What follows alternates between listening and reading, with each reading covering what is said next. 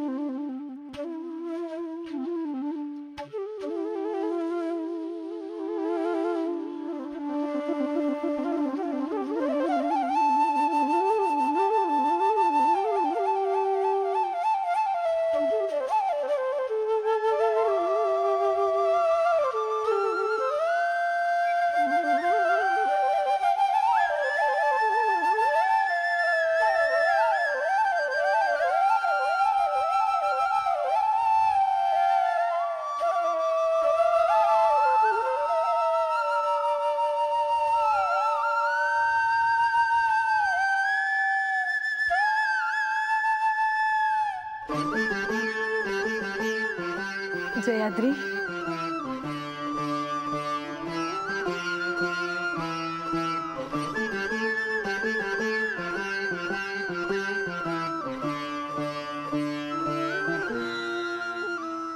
देवी,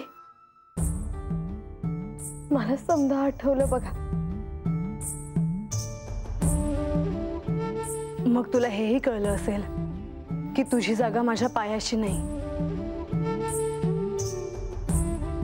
तुला हेही कळलं ना की माझ्या मनात तुझ्याविषयी काही राग नाही।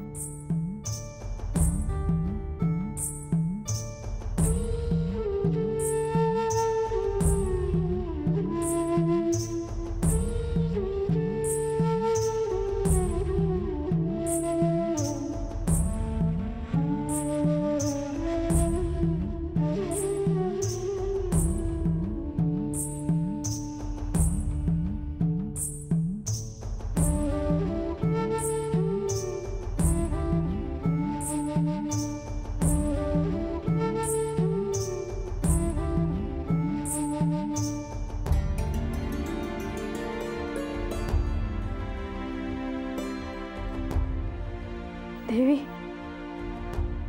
माझं देवांसंग लगीन व्हावं ही तुमचीच इच्छा होती।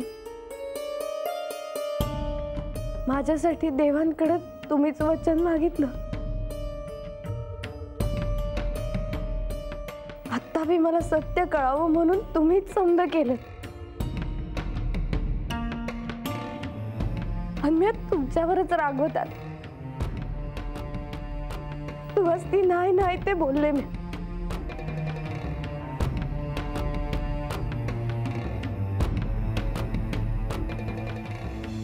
सत्याचं ज्ञान नसेल तर असं घडणं स्वाभाविक आहे बानू। मला जेव्हा गतजन्माचे ज्ञान नव्हते तेव्हा माझं आयुष्य तुझ्या भोवती फिरत होतं। मला नको होतीस तू। तू इथून निघून जावस म्हणून मी काय काय केलंय। आजपर्यंत कोणाचाही मी इतका राग केला नसेल तितका राग मी तुझा केला होता।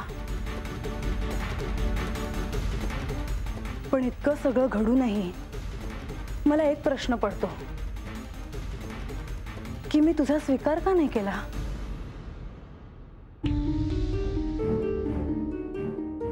होय देवी, पर कैलासामध्ये असताना मला देवासनी बघायला मिळायचं, त्यांचं नाव घ्यायला मिळायचं आणि त्यानंच मी भरून पावायचं। पर आता तर माझं देवांसंग लगीन लावून दिलं तुम्ही। पंधरवड्यातनं 2 दिवस तेव्हा मला भेटायला यायचं।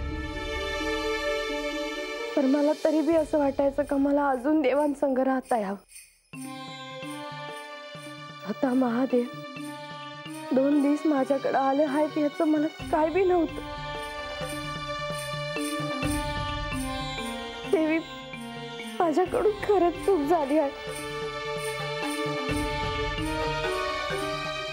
बानू, माझाच आग्रह होता की तुझा आणि श्री खंडेरायांचा विवाह व्हावा। त्यांनी आपली परीक्षा पाहिली आणि त्या दिव्यातून जाताना आपण दोघींनी काही चुका केल्या। पण शेवट गोड झाला ना, त्याचा मला आनंद आहे.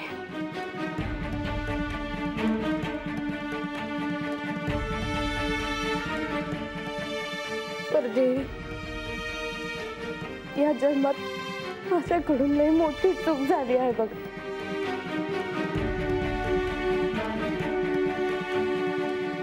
नाही बानू, तू आता याचा विचार करू नकोस.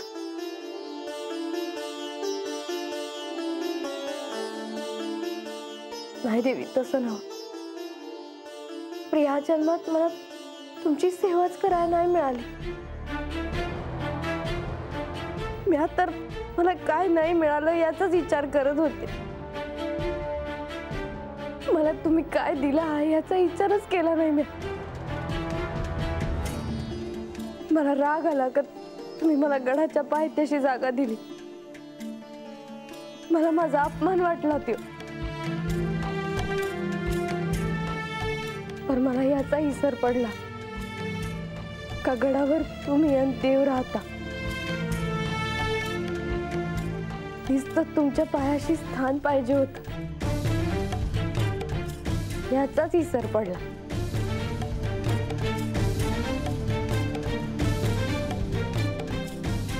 पण बानू, मला अजूनही तो दिवस आठवतो जेव्हा मी गडाच्या पायथ्याशी तुला अडवलं होतं. तू पहिल्यांदा जेजुरीत आली होतीस. मी तुझं स्वागत करायला हवं होतं, पण तू ओल्या हळदीने आली असूनही मी तुला ताटकळात उभं ठेवलं होतं बानू. मला याचं शल्य आहे की माझ्यामुळे तुला सुखाचा उपभोग नाही घेता आला. माझ्यामुळे तुझ्या वाट्याला दुःख आलं आहे.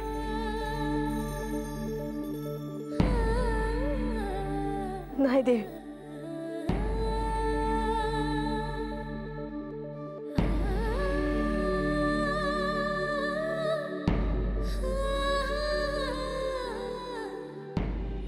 त्यात तुमची काय बी चूक नाही बघा. देवांनी माझ्या गळ्यामध्ये लग्नाचा हार घातला. समध्यान देखत देव मला आता घेऊन आले. 15 2 दिवस माझ्या संग राहत आले. या हातानं देवासने खाऊ पिऊ घातला आहे. मी देवांसंग प्रेमाच्या गोष्टी केल्या आहेत. देवांनी भक्तीच्या बी लई गोष्टी शिकवल्या मला. देवी, हे चूक नाही तर काय आहे. खरंच सुखाच्या बी पलीकडचं आहे.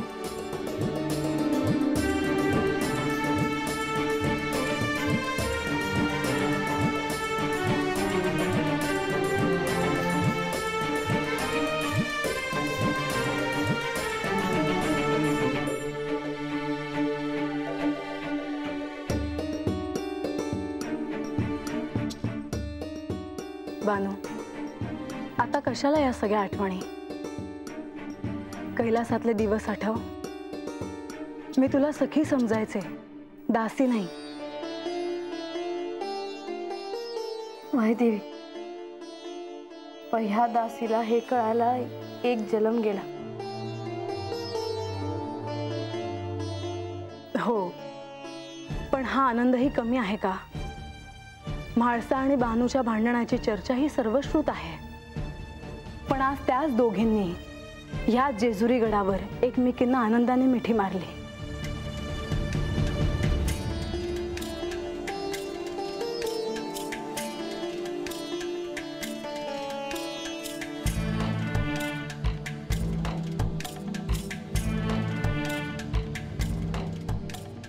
आत या ना. तुम्ही असे का थांबला आहात?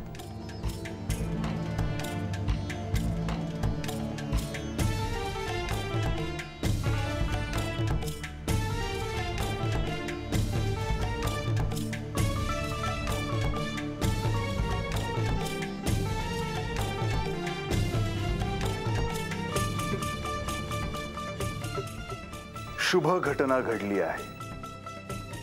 ह्या मल्हारी चरित्राचे जे जे प्रयोजन होते ते साध्य झाले आहे. आणि ह्यात तुला ज्ञान प्राप्त व्हावे हे देखील साध्य झाले आहे. बानू, केवळ मीच नाही तर श्री खंडेराय, श्री विष्णू, श्री महालक्ष्मी देवी, श्री गणेश या सगळ्यांनी सहाय्य केले आहे. बानू, हे सर्व प्रयत्न तुझ्यासाठी होते, कारण सत्याला प्राप्त करण्याची क्षमता तुझ्यामध्ये आहे.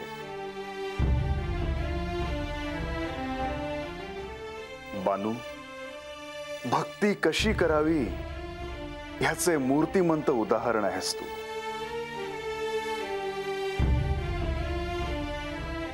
ह्या जन्मात अनेक चढ उतार पाहिले आहेस तू, परंतु अंतर्यामी मल्हारीचे स्मरण करत होतीस.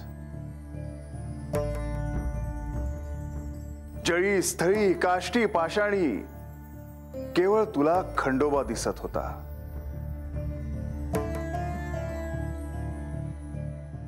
अतीव श्रद्धेने तू स्वतःला अर्पण केले होतेस. मनात जे निग्रह होते ते केवळ आम्ही दूर केले इतकंच. या क्षणी तुझी काय अवस्था आहे हे मी समजू शकते. तुला जे वाटतंय ते बोल, थांबू नकोस बानू.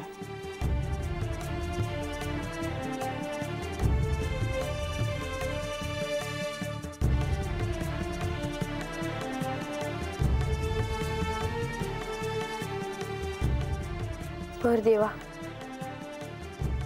ह्या जन्मात तर मी तुम्हास बी नाही ओळखू शकले. तुम्ही तर 12 वर्ष चंदनपुरीत येऊन राहिलास.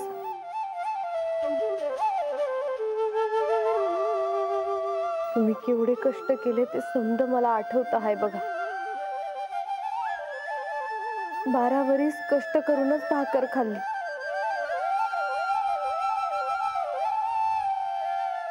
देवा, त्याच वेळेला तुम्ही का नाही सांगितलं तुम्ही कोण आहेसा? माझ्याकडनं लय मोठं पाप घडलं आहे.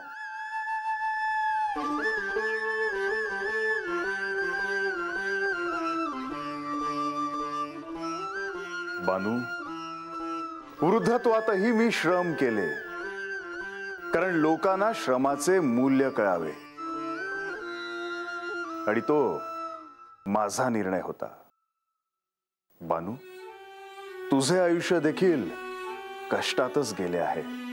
अरे तेव्हा तुम्ही मला जेजुरीत आणल्यावर बी मी तुमच्या संग भांडले. माझी चूक पदरात घ्यायची. बानू, म्हाळसेच्या इच्छेप्रमाणे मी तुझ्याशी विवाह केला. म्हाळसेने माझे जे विभाजन केले ते मी एका क्षणी पूर्णपणे स्वीकारले. परंतु तुम्हा दोघींना तुमच्या गतजन्माचे विस्मरण व्हावे हा माझा निर्णय होता.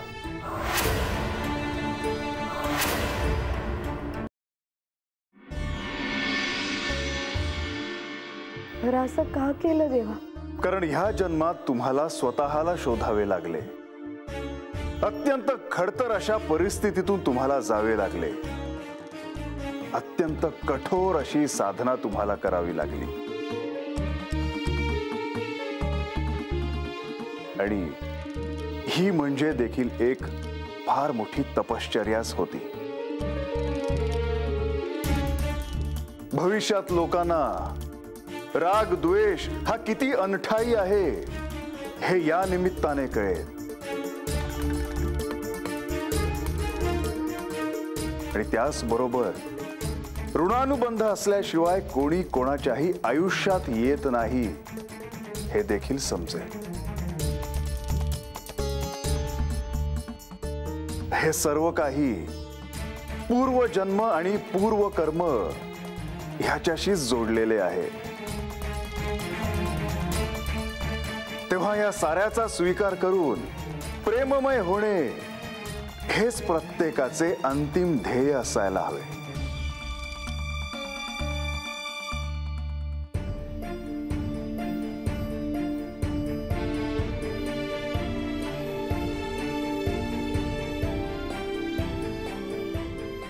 बानू, असा क्षण येईल जेव्हा तुझे सगळे प्रश्न विरून जातील, तू शांततेच्या, आनंदाच्या, भक्तीच्या शिखरावर असशील.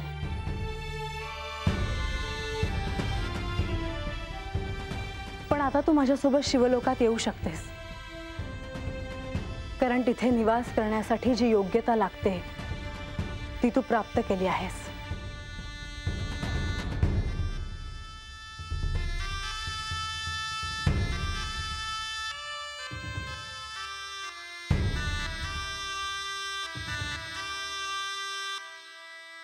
यात विचार करण्यासारखं काय आहे बानू? देवी, मी दासी होते,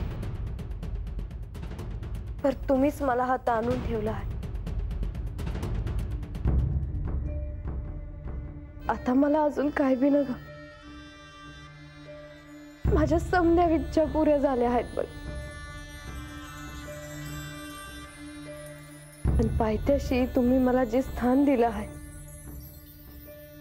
ते शिवलोकासारखंच आहे.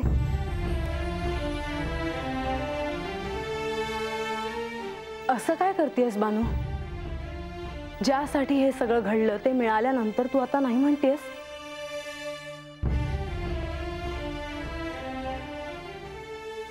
बानू, आम्ही तुला शिवलोकात नेण्यासाठी सिद्ध आहोत. आता आमच्यासह यायचे की नाही हा सर्वस्वी निर्णय तुझा आहे. सूर्योदयानंतर आम्ही कैलासाकडे प्रस्थान करणार आहोत. हवं तर तोपर्यंत तू विचार करू शकतेस.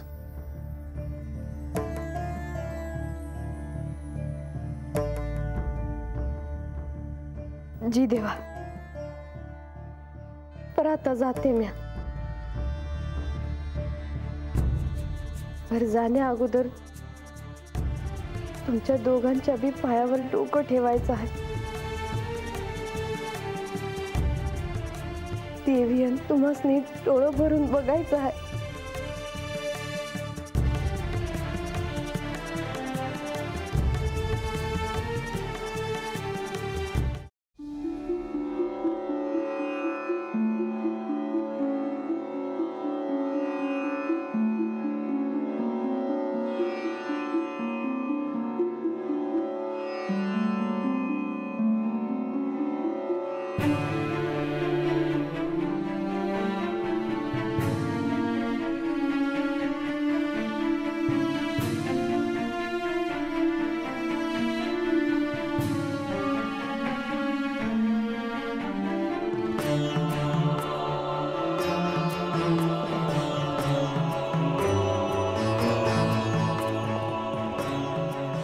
शुभम भवतु.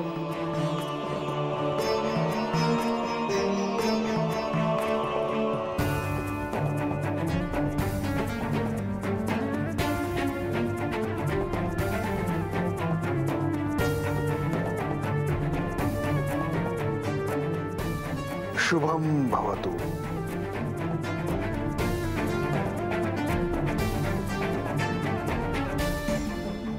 मैं जाते जी. बानू, काय ठरवलंयस तू?